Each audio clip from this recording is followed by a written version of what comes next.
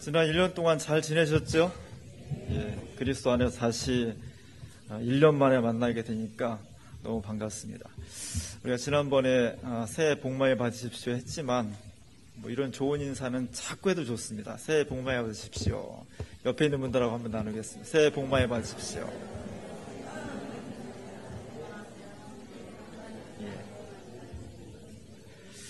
1년 내내 동안 우리가 서로 그리스도 안에서 서로 행복했으면 좋겠습니다. 새해 복 많이 받았으면 좋겠습니다. 하나님의 은혜와 사랑이 우리의 삶과 가정 속에 넘쳤으면 좋겠습니다. 이런 찬양과 기도와 서로 은혜를 빌어주는 그런 놀라운 역사가 일어나시길 바랍니다. 새해가 밝았습니다. 남한산성에 저렇게 일출이 올라오는 것처럼 우리 속에 새로운 믿음과 새로운 소망이 태양처럼 밝게 올라왔으면 좋겠습니다. 우리 집사님 기도하신 것처럼 지난해는 정말 많은 아픔이 있었고 고난이 있었고 아쉬움도 있었고 또 우리 모두가 함께 공분하는 그런 모양도 있었습니다. 성경을 읽어보면 이스라엘 백성들은 참 이해할 수 없는 고난을 많이 당했습니다. 에집트에서 430년 동안 하나님의 백성이 노예로 지냈고 드디어 자유를 찾았다고 나왔는데 40년 동안 광야에서 거지처럼 생활했습니다. 이제 가나안 땅에서 평화를 누리자 했더니 바벨론으로부터 저 이방 민족으로부터 거룩한 도시가 약탈을 당하고 포로로 잡혀갔습니다. 당시에는 왜 이렇게 우리의 고난이 닥치는지, 왜 이런 아픔이 오는지 잘 이해할 수가 없었습니다. 사실 성경은 그 뒤에 하나님께서 왜 우리에게 고난을 주셨을까?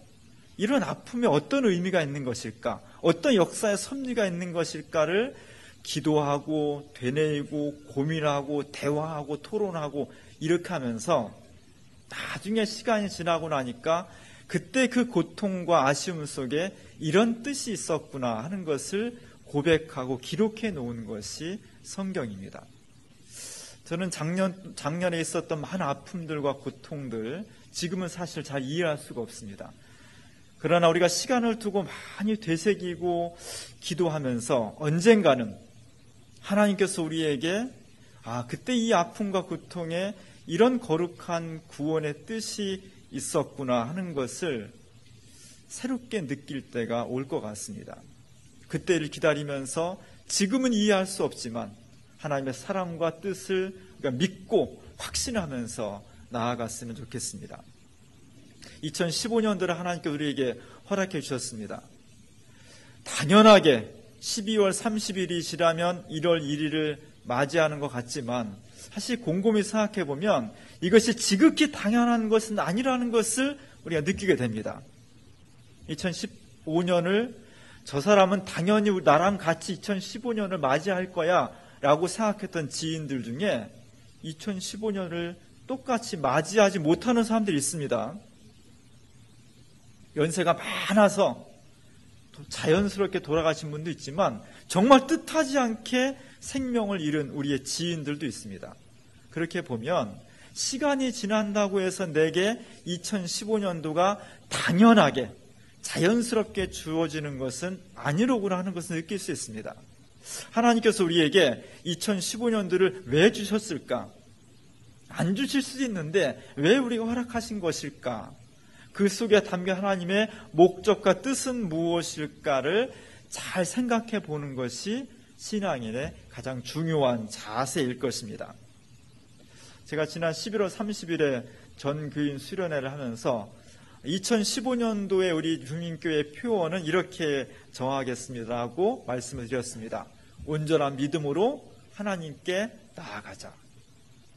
여러 가지 중요한 의미가 있는데 우리가 2015년도에는 주민교회 공동체 전체가 온전한 믿음으로 믿음을 통해서 하나님께 정말 자신 있고 담대하게 나아갑시다 라고 하는 것을 제가 기도하면서 같이 정하게 되었습니다.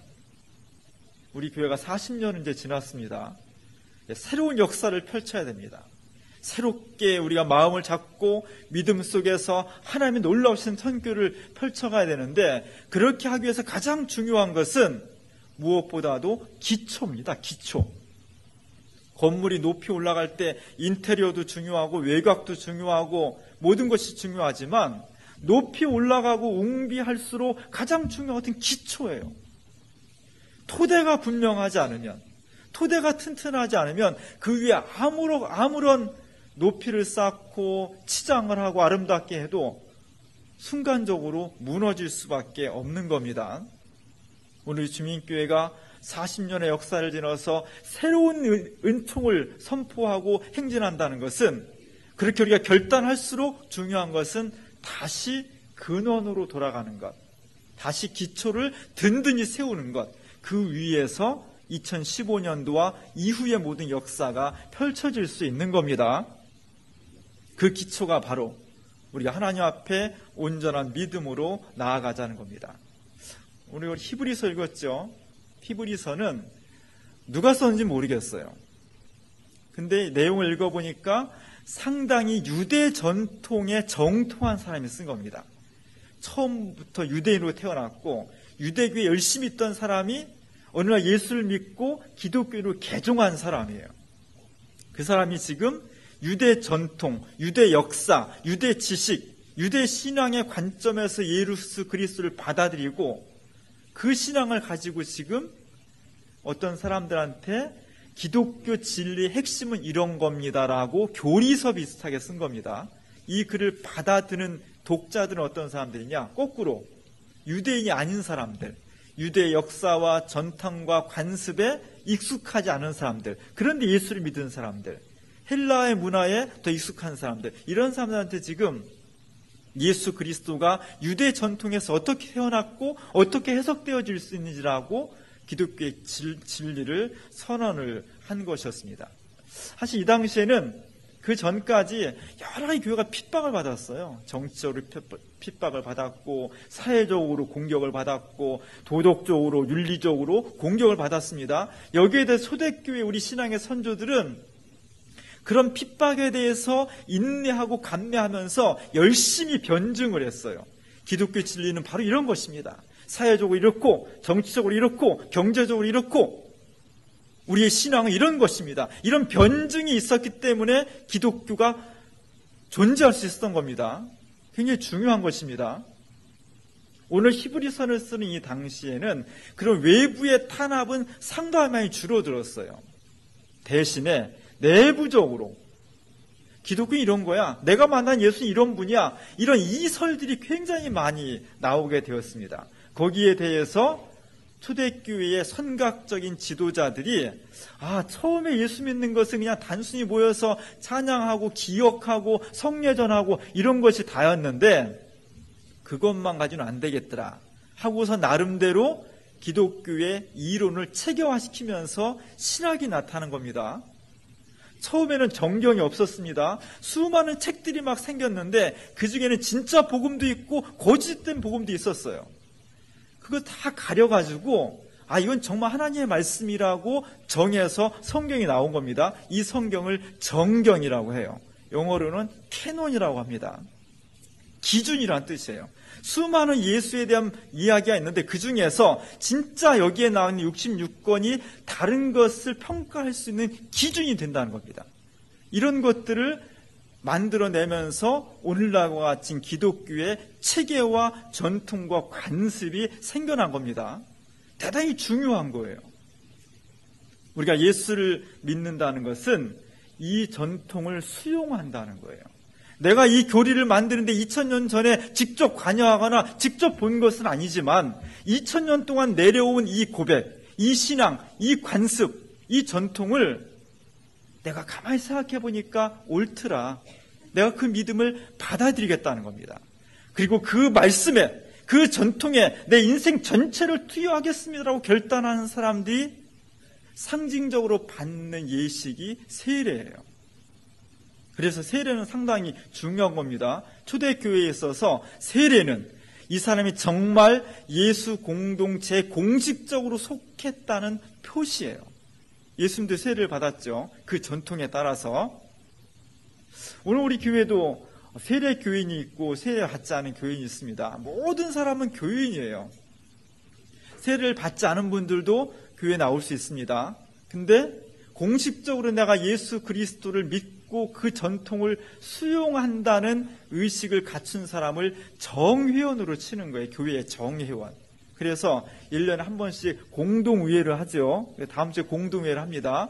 거기서 담임 목사를 청빙한다든지 전도사님을 청빙한다든지 교회 재산을 매각한다든지 누굴 임명한다든지 이런 것들을 전체 교인이 모여서 의논하고 결정하는 거예요.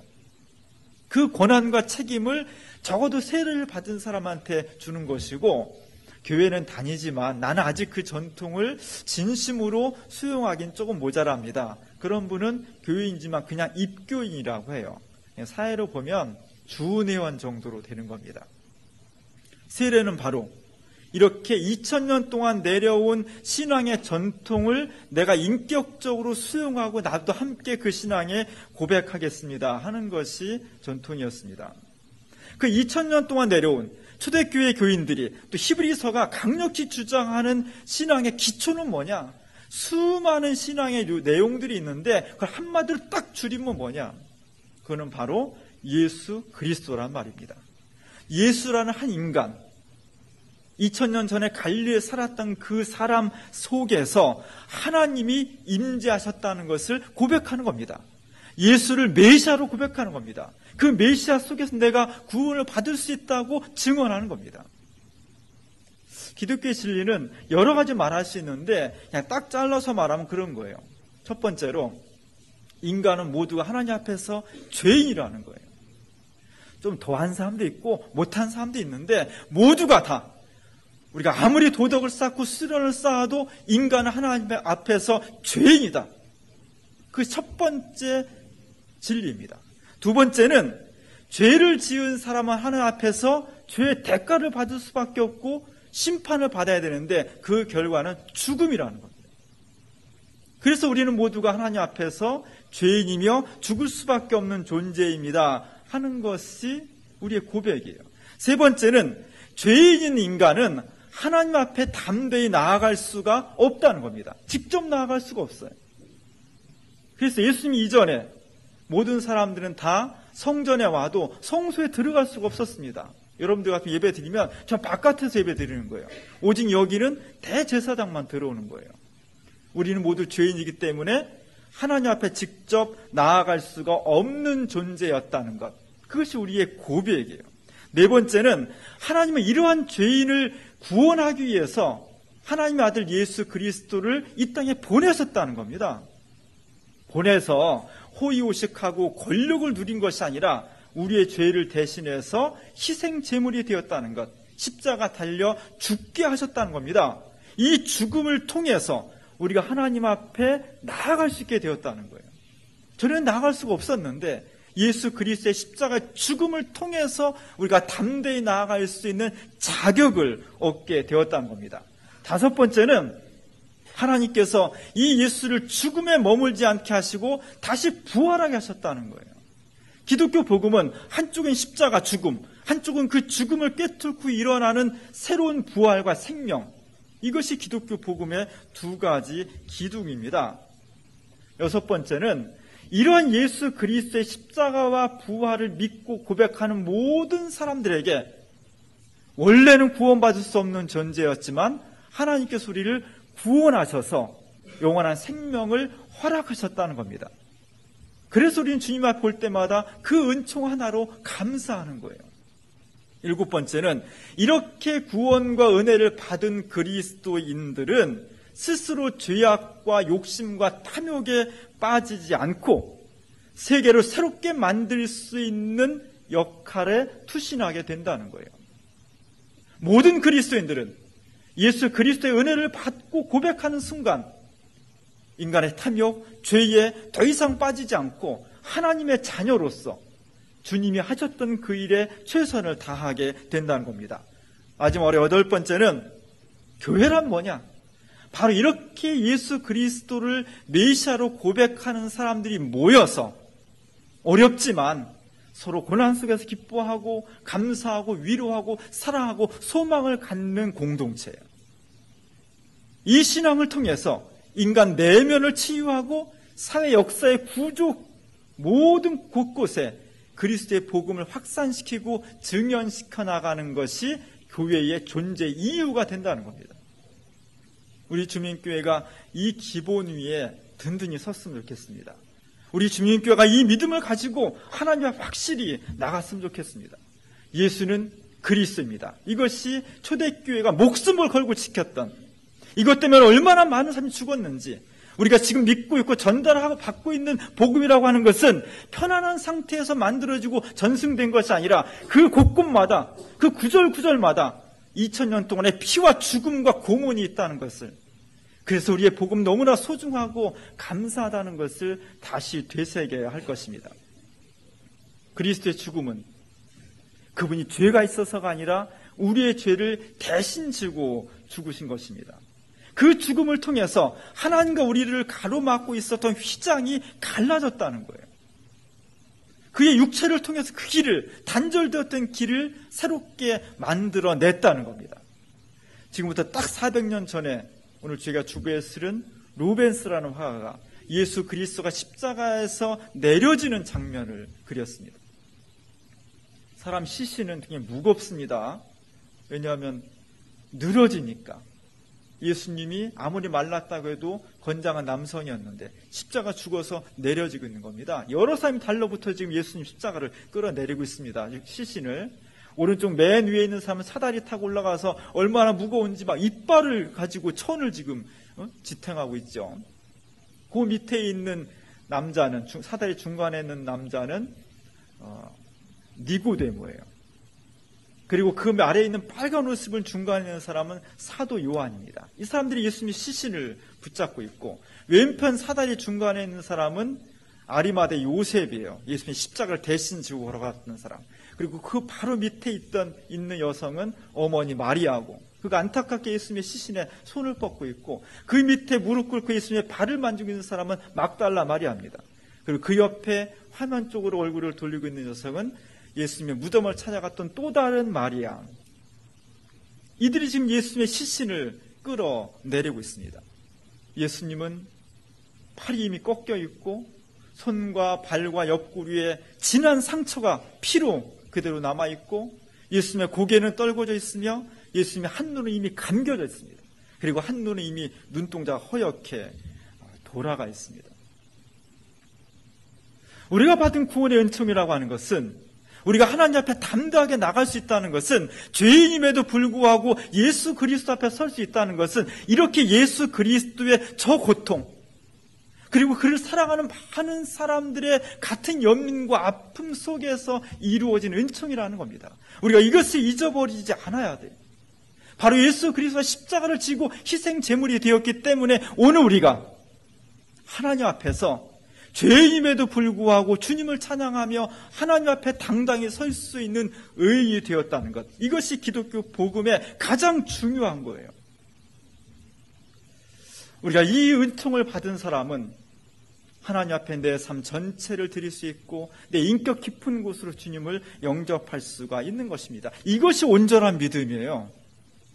온전한 믿음이라니까 인격적으로 완전히 완성되고 남들보다 완벽한 인격을 가지고 있는, 수련을 많이 한, 물론 그렇게 되지만 그것이 전제가 아니라 내가 정말 예수님을 그러한 분으로 영접하고 고백하면 예수를 닮게 돼 있고 따르게 돼 있고, 그 결과가 온전한 인격체로 나타나게 되는 겁니다. 저는 불교에 대해서 잘 모르지만 불교는 인류 역사상 가장 깊은 사유체계예요. 그 철학이 2500년 동안 무지무지하게 많은 인간의 내부의 성찰과 세상을 바라보는 관점이 있습니다. 어떤 세계 철학보다도 풍부한 사유체계를 가지고 있어요. 그럼에도 불구하고 기독교와 불교의 결정적인 차이는 뭐냐면, 불교는 인간이 스스로 각성하고 수련하고 심사숙고해서 자기를 성찰함으로써 스스로 구원에 이를 수 있다는 거예요. 해탈에 이를 수 있다는 겁니다. 기독교는 인간이 아무리 노력을 해도 본질적으로 하나님 앞에 죄인이기 때문에 인간의 수련과 또 사유와 성찰을 통해서 내가 죄인이라는 것을 깨달을 뿐이지 그것을 통해서 구원에 이를 수는 없다는 거예요. 하나님의 인도하심, 예수 그리스도의 십자가의 보혈의 공로를 통해서만 구원에 이를 수 있다는, 이것이 결정적인 차이입니다. 어떤 것을 선택할지는 우리의 자유예요. 저는 아무리 생각해도 내 자신을 들여다보고 2000년 동안 우리 신앙의 선조들이 내어온 그 목숨 걸고 지켜온 진리, 그리고 직접 간접적으로 내 삶 속에서 베풀어 주신 하나님의 체험을 바라볼 때 나는 죄인이며 예수 그리스도의 십자가를 통해서 구원받을 수밖에 없다는 것을 고백하게 되는 겁니다. 오늘날 세계 교회가 큰 위기에, 위험에 처해져 있습니다. 교회들이 막 무너져 가고 있습니다. 19세기에 독일과 유럽을 중심으로 자유주의 신학이라는 것이 굉장히 많이 유행이 돼 있고 지금도 그 영향이 남아 있습니다. 자유주의 신학은 신학적으로 굉장히 뛰어난 공을 세웠어요. 그럼에도 불구하고 자유주의 신학이 가지고 있는 결정적인 폐단은 뭐냐면 예수님을 바라볼 때 인간으로만 바라본 거예요. 예수님의 신성을 다 제거해버렸습니다. 과학적이고 이성적이고 도덕적인. 그래서 예수님의 그 사랑하는 삶, 산상수훈, 정의를 위한 투쟁, 이런 것들을 예수님을 위대한 성인으로 만들어버렸습니다. 정말 인류가 따라야 될 위대한 선생님, 위대한 교사, 성인, 이런 것들만 강조하다 보니까 예수님은 그저 훌륭한 인간으로 남은 거예요. 이런 신앙이 계속 확산되면서 유럽의 교회는 하나님을 느끼지 못하는 겁니다. 예수 그리스도 속에서 정말 인류 전체를 구원할 수 있는 신의 손길을 느껴야 되는데 그것이 점점 축소되거나 폐기되면서 유럽의 교회가 다 문을 닫게 될 상황에 오른 거예요.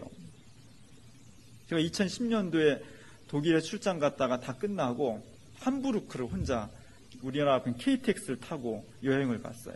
함부르크는 독일의 맨 북쪽에 있는 큰 도시입니다. 항구 도시인데 큰 교회도 많고 제가 위에 올라가서 도시 전체도 보고, 근데 그 중에 한 교회 중에 저렇게 교회 한 일부를 햄버거 가게로 임대하는 교회를 보았습니다. 우리나라는 종종 처음 건축을 하면서부터 건축비가 모자라면 한 1층을 이렇게 임대나 분양을 하는 경우가 종종 있어요. 외국의 교회는 그렇지 않거든요. 저런 교회가 다 400년, 500년 교회거든요. 전혀 전에는 저 교회가 거룩하게 모여서 하나님을 찬양하고 예배드리는 장소로만 쓰였지 햄버거 가게를 임대하는 걸 상상도 못하는 일이에요. 시간이 지나면서 사람이 모이지 않으니까 결국 임대를 해버리는 거거든요. 유럽의 교회가 지금 위기에 직면하고 있는 겁니다. 한국교회도 마찬가지입니다. 한국 사회는 오랫동안 서구화를 진행해왔고 한국 교회는 130년 역사 속에서 서구의 교회를 모델로 삼았습니다. 특별히 한국 기독교의 진보적인 교회들, 역사와 사회를 참여하며 개방적인 교회들일수록 다는 아니지만 자유주의 신학의 그런 논조와 영향이 아직 진하게 남아 있습니다. 그래서 예수님을 역사적인 예수를 보는 건, 복원시키는 건 너무나 중요하지만 예수님 그리스도 속에서 그리스도의 신성, 하나님의 역사성, 하나님께서 이 땅에 오셔서 십자가를 죽으시고 그 보혈을 통해서 온 인류와 우리의 근원적인 죄를 용서하셨다는 것이 약화되거나 축소될 때, 폐기될 때, 그때 복음은 반쪽짜리밖에 되지 않는 것이고 기독교 복음은 고상한 도덕률로 떨어지는 거거든요. 여기에 한국교회 진보 진영에 위기가 놓여 있는 겁니다. 다시 살려야 돼요.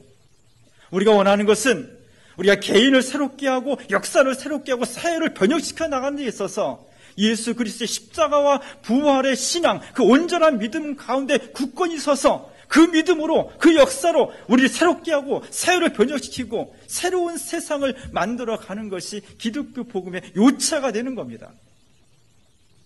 오늘 우리가 2015년도를 새롭게 맞이하고 있습니다. 새해가 되면 확 달라지겠습니까? 인간이 확 변합니까? 세상이 확 뒤바뀔 것 같습니까? 불행하게도 제가 예측하기에 아마 2015년도도 2014년도와 크게 달라지지 않을 것 같습니다.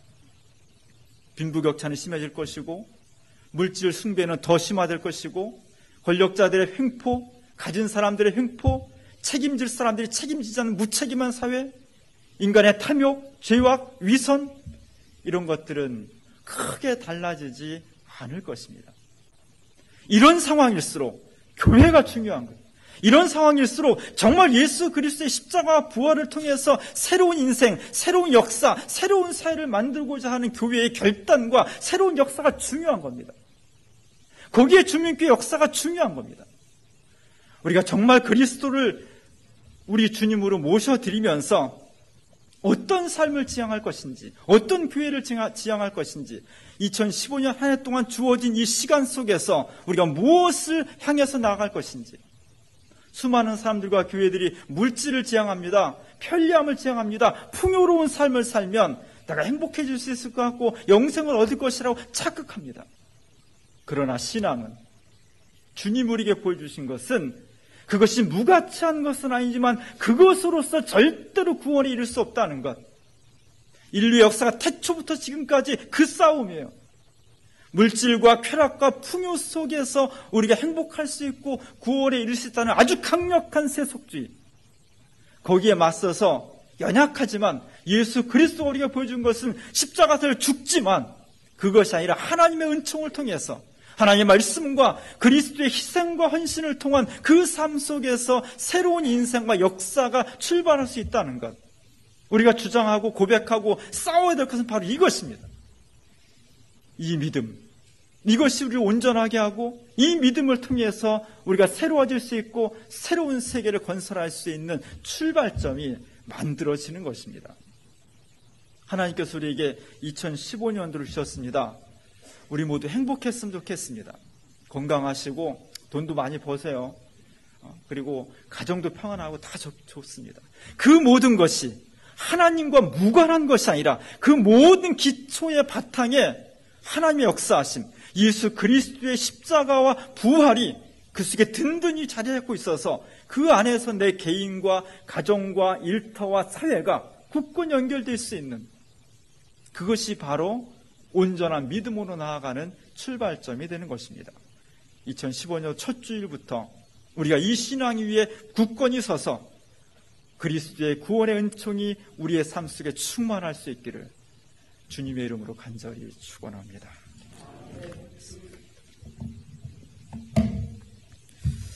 은혜로우신 하나님, 우리에게 새해를 주셨습니다. 너무 감사합니다. 주신 은총 저희가 고백하면서 온전한 믿음으로 하나님께 힘차게 나아가길 원합니다. 예수는 나의 구주시오, 예수 그리스도의 십자가를 통해서 구원받고 부활을 통해서 새로운 생명을 얻었다는 이 고백과 증언이 오늘 우리들 속에서 활화산처럼 살아나서 우리 자신을 새롭게 하고 가정과 일터를 변화시키고 정말 모순 많고 불의로 가득 찬 이 사회 구조를 예수 그리스도의 복음으로 변혁시켜 나갈 수 있는 하나님 나라의 복음의 중심이 될 수 있도록 우리를 지켜주시고 축복해 주시옵소서. 올 한 해 동안 첫 주부터 마지막 주간까지 이 놀라운 역사가 우리 가운데 임하게 하시옵소서. 예수님의 이름으로 간절히 기도합니다.